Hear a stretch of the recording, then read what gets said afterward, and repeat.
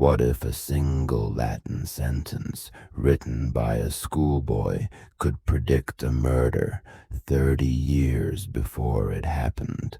A mysterious teacher, a sentence that appeared from nowhere, a ghostly figure at midnight, and a forgotten well hidden among 4 trees. This is not just a school memory. It's a warning that was ignored, a secret buried in the dark, and a truth that waited decades to be found. 2 men, John and Edgar, were having dinner together one night when a conversation started on the subject of school days. One of them, John, told the following strange story. When I went to the school in September of 1870, I immediately became friendly with a Scottish boy called MacLeod. It was a large school, and the teachers changed quite often. One term, a new teacher named Sampson came to teach at the school. He taught us Latin. He was tall and pale, with a black beard, and he was popular with the boys because he used to tell us all about his travels to different countries. He always carried an old gold coin in his pocket, which he found on a trip to Turkey, and one day he let us look at this coin closely. On one side of it was the head of a king, I don't know which one, and on the other side of it were the letters GWS for Samson's name, and the date 24th July, 1865. We enjoyed Samson's classes because he often asked us to invent sentences of our own instead of always doing the boring exercises in the grammar book. One day he asked us for sentences using the word remember in Latin. We all wrote our sentences in the usual way, and Samson came round to correct each of us. My friend MacLeod seemed to be having some difficulty in thinking of a sentence, and when the bell went for break, I saw him write something very quickly just before Samson reached him. So MacLeod's sentence was the last one that Samson corrected that day. I waited outside the classroom for what seemed a long time before my friend at last came out. I guessed that he was in trouble for making a mistake. When he did come out, he was looking thoughtful. What happened? Was old Samson angry? I asked. No, my sentence was all right. I think I wrote memento puttae interquatuor taxos, said MacLeod. Well, what does all that mean? I asked. That's the funny thing, he explained. I don't really know, you see. I couldn't think of anything to write until just before Samson got to me. Then those words just came into my head from nowhere, and it was very strange. I could see a sort of picture of it in my head. I think it means remember the well among the 4 trees. When Samson read it, he went quiet for a long time. Then he started to ask me questions about my family and where I came from. Then he let me go. We soon forgot about the lesson and MacLeod's strange sentence, because the next day MacLeod became ill with a cold, and he didn't come to school for a week. Nothing happened for about a month, until one day when we were, again, writing Latin sentences for Samson. This time we had to write them on pieces of paper and give them to him for correction. He started looking through them, but when he got to one piece of paper, he turned white and cried out, looking very frightened. He got up and hurried out of the classroom, and we sat there for a long time, wondering what to do. Finally, I got up to have a look at the papers, and the first thing I noticed was that the top one was in red ink. Our school never allowed us to use red ink.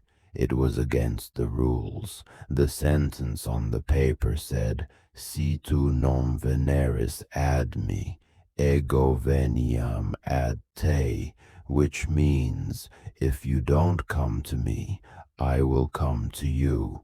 All the boys looked at it, and they all promised that the sentence was not theirs. To check, I counted the pieces of paper.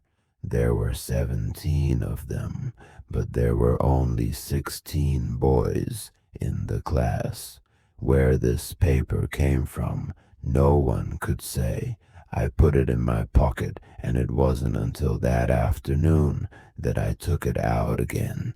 It was completely white, with no sign of the red writing on it anywhere.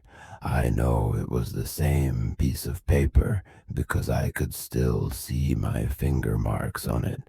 Anyway, Samson eventually came back at the end of that lesson and told us we could go. He looked at the papers one by one and probably thought it was his imagination playing tricks. He looked pale and worried. The next day, Samson was in school again, and he seemed quite normal, but it was that night that the third strange thing happened. It was about midnight when I suddenly woke up. Somebody was shouting at me. It was McLeod, who shared my room. He looked terrified. "Quick," he said. "I think a burglar is trying to get into Samson's room." I rushed to the window but could see nothing. Somehow, though, I felt that something was wrong out there, and the two of us waited, watching closely. "Tell me exactly what you saw or heard," I whispered. "I didn't hear anything, but about 5 minutes before I woke you, I just found myself standing here at the window," McLeod whispered back. "There was a terrible-looking man standing just outside Samson's window. He was very tall and very thin, and he didn't really look like a living person at all, more like a ghost. He seemed to be making a sign to Samson to go with him. That's all I saw before I woke you up." We waited a long time, watching, but we saw nothing more that night. Everything was quiet outside. We woke up feeling tired and strange in the morning, but during the day the news went round that no one could find Samson anywhere, and he didn't come for our Latin class that day.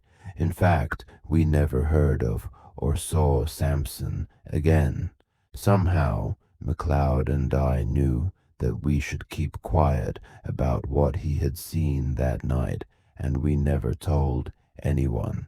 "It's a good story, John," said Edgar, listening to his friend as he finished his wine. "A very good one. But now I really must be on my way home. I hope I don't meet any strange, thin men on the way." The two men laughed, shook hands, and went their different ways.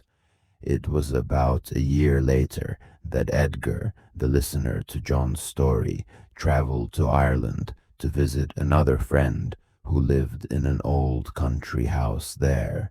One evening, his host was looking in a box full of various old things for a key that he wanted. Suddenly, he pulled a small object out of the box and held it up. "Have a look at this, Edgar. What do you think it is?" he asked. It was an old gold coin with the head of a king on the front. Edgar looked closely. "Where did you get it?" he asked quietly. "Well, it's quite an interesting story," began his friend. "A year or two ago, We were working on that area of the garden, over there in the corner. Can you see? Among the 4 trees? Right in the middle of the trees, we found an old well, and at the bottom of it, you'll never guess what we found." "Yes, I will. Was it a body, by any chance?" asked Edgar. His friend was surprised.